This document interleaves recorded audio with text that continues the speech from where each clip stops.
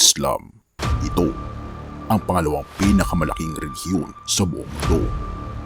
Ang Islam ay nag-estimate ayon ngayong May 6, 2023 na umaabot na ng 2,008,427,039 na populasyon sa buong mundo. Ito ay halos 25% o 1/4 ng total population ng ating mundo ay sila ay mga Muslim. At kakatapos nga lang ng Ramadan sa Mecca na ito ang sentro ng relihiyon ng mga kaibigan nating Muslim. Ngunit ang nakapagtataka lang, ang pananampalatayang Muslim ay hindi nila kinikilala na si Jesus ang Mesiya. At higit sa lahat, ang tingin lang nila sa ating Panginoong Jesus ay isang propeta. Kaya naman kapansin-pansin ang kakatapos lamang na Ramadan sa Mecca na kung saan isang pangyayari ang talaga namang ikinagkulat ng mga leaders ng Islam. Ano kaya ito mga kaibigan? Ating itong pag-usapan.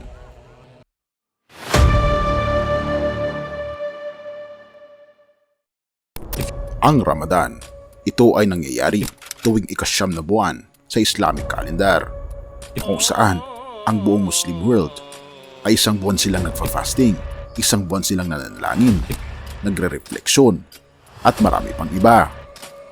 Ngayong taon, ito ay naganap ng March 22, 2023 hanggang April 20, 2023.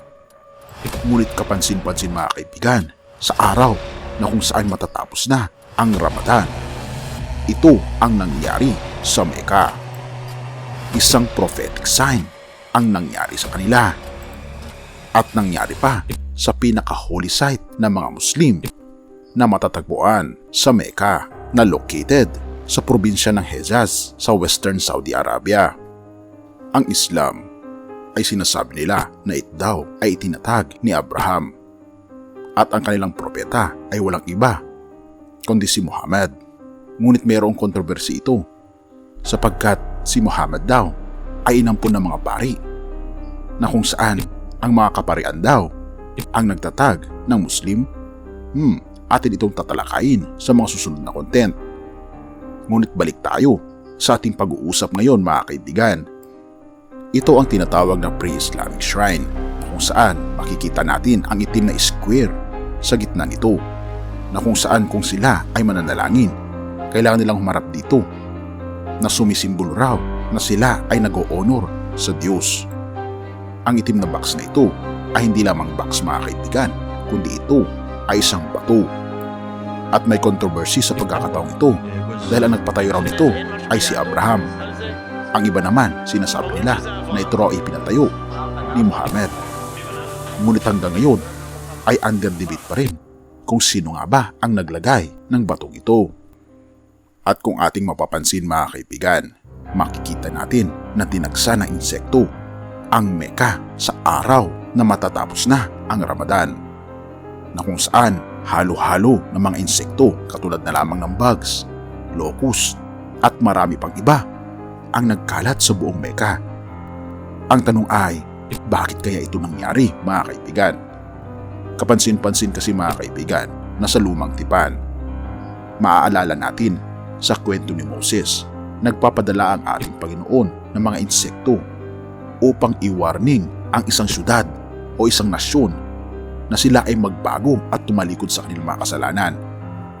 At mapapansin natin mga kaibigan na hindi nila kinikilala ang ating Panginoong Hesus bilang isang manlalalang Diyos at tagapagligtas nila, dahil naniniwala lang sila na ang tagapagligtas nila ay walang iba kundi si Allah, na kung saan sa Christianity tinatawag natin itong God the Father.